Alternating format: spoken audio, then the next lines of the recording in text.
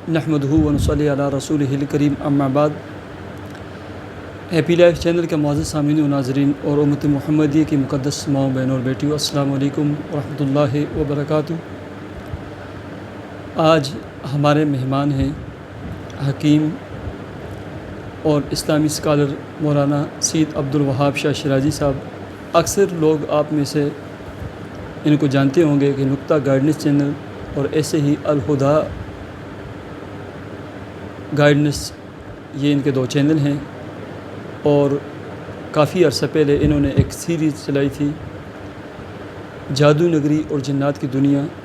वो दुनिया भर में बहुत मकबूल हुई थी, लोगों ने उसे बड़ा सराहा था और आज तक लोग इनको लिखते रहते हैं और उससे फ़ायदा हासिल करते हैं।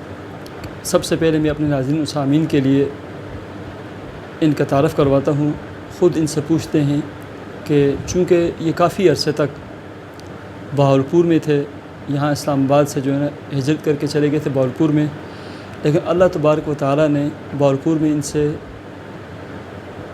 खिदमत खलक और खिदमत इंसानियत का वो काम लिया। बहावलपुर में कानून मुफरद अज़ा के माहिर हकीम मोहम्मद इकबाल रहमतुल्लाह अलैह बहुत ही मशहूर हकीम थे, नब्ज़ शनास थे। उनका तरीक़ा इलाज बड़ा बेहतरीन था। उनकी खिदमत में ये रहें, उनके समझें कि शागिर्द हास हैं ये, तब इन्होंने उनसे सीखी। बल्कि सीखी ही नहीं, उनकी जितनी भी तिब थी, तिब के हवाले से उनकी जितनी खिदमत थी, वो वीडियोज़ के शक्ल में इन्होंने पूरी दुनिया के सामने रख दी। और पूरी दुनिया भर के लोग जो है उनसे फ़ायदा हासिल करते हैं, वहाँ सुनकर अपना इलाज और मुआवजा कराते हैं। तो सबसे पहले हम इनसे पूछते हैं कि ये बहावलपुर किस वजह से गए थे, फिर बहावलपुर से आकर अभी इस्लामाबाद में ये क्या करते हैं, इनकी मसरूफियात क्या हैं और इनका शब व रोज़ कैसे और कहाँ गुज़रता है। नहमदुहू व नसल्ली अला रसूलिल करीम, बिस्मिल्लाहिर रहमानिर रहीम। आपने पूछा कि मैं बावलपुर नहीं, भावल नगर। अच्छा, बावलपुर के साथ ही है, बस बावलपुर भी कह सकते हैं, लेकिन एरिया वो भावल नगर का है। वहाँ मैं कैसे चला गया, हालांकि मैं पहले इस्लामाबाद में रहता था और फिर अब वहाँ से आकर अब कहाँ रहता हूँ और क्या करता हूँ।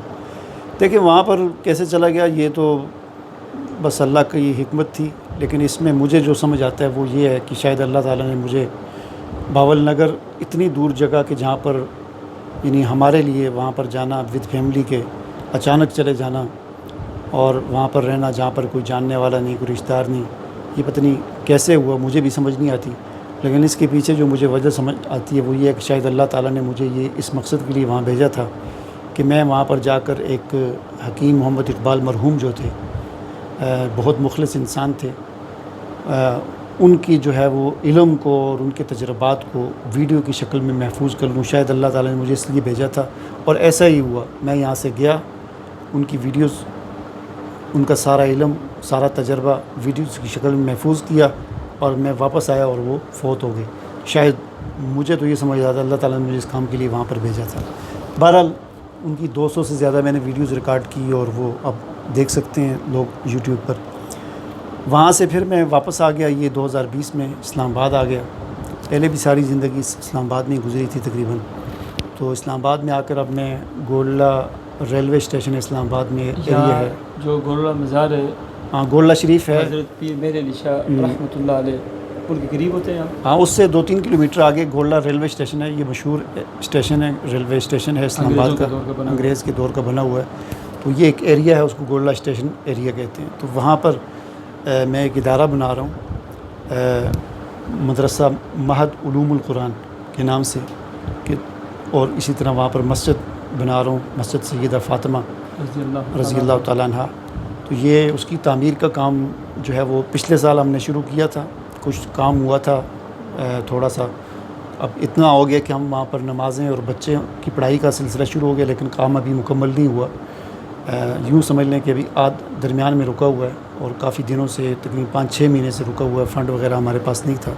यहाँ पर मैं अपने तमाम सामीन और नाज़रीन, आप मुझे जानते भी हैं, मुझसे अक्सरियत मेरे जितने सामीन नाज़रीन रब्ता भी करते रहते हैं, उनसे बात होती रहती है, व्हाट्सएप पे बात होती रहती है या वीडियो से कमेंट सेक्शन में सवाल जवाब होते रहते हैं। तमाम लोगों से गुजारिश करूँगा کہ انہوں نے پچھلے سال یعنی ایک چھوٹا سا پلاٹ لیا تھا 4 مرلے کا. اب یہ ان کے اخلاص کو دیکھیں کہ 4 مرلے کا ذاتی پلاٹ لیا اور وہاں پر جو انہوں نے مسجد کا کام شروع کیا. اللہ تبارک و تعالیٰ نے لوگوں کے دل میں ان کی محبت ڈالی اور مختلف علاقوں سے مختلف جگہوں سے مہیر حضرات، جیسے اللہ رب العزت کے غیبی نظام چلتا ہے ان مدارس کے حوالے سے، مساجد کے حوالے سے، تو وہ کافی حد تک یعنی ان کا، چونکہ ہر انسان کی جو ہے نا سوچ وسیع ہونی چاہیے، ان کی بہت وسیع سوچ ہے کہ وہاں پر ایک بہت بڑا مدرسہ بنانا. تو چونکہ مسجد کی جو بیسمنٹ تیار ہوئی ہے وہ اصل میں وہ مدرسہ ہے. وہاں بچیاں بچے پڑھتے ہیں. پہلے ایک قاری صاحب تھے وہاں پہ اور کافی تعداد میں بچیاں اور بچے وہاں پڑھتے ہیں. اب چونکہ ایک قاری صاحب سے سب بچوں کو پڑھانا ایک قاری صاحب کے لیے چونکہ مشکل تھا، ابھی 2 قاری صاحبان وہاں رکھ دیے گئے ہیں.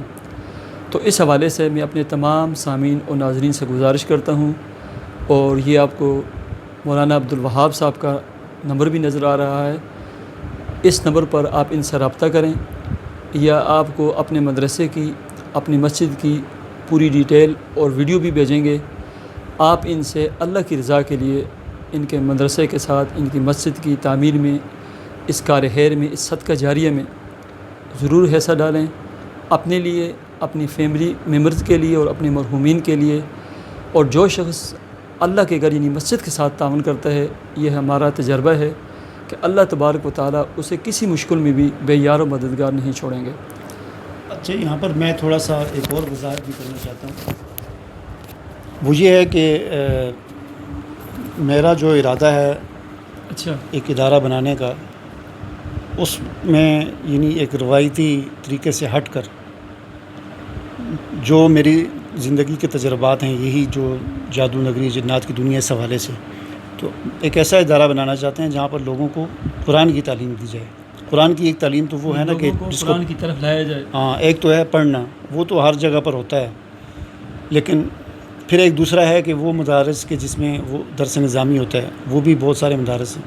یعنی ایسا ادارہ کہ جس میں عام لوگوں کو، جو بڑی عمر کے لوگ ہیں، تاجر ہیں، دکاندار ہیں، جو اب وہ اس عمر میں چلے گئے ہیں کہ کسی مدرسے میں باقاعدہ داخل ہو کر وہ کوئی درس نظامی کا کورس یا 8 سالہ کورس یا وہ نہیں کر سکتے، تو ان کے لیے ایک سسٹم ہو جس میں ان کو قرآن کی طرف لایا جائے، قرآن کے ساتھ جوڑا جائے، علوم القرآن کی جو ہے ان کو تعلیم گویا کہ دی جائے. اور دوسری بات یہ ہے کہ جس جگہ کا ہم نے انتخاب کیا وہ جگہ بھی ایسی ہے کہ وہاں پر ایسے مہاجرین وہاں پر رہتے ہیں کہ جن کے بچے اسکول بھی نہیں پڑھتے.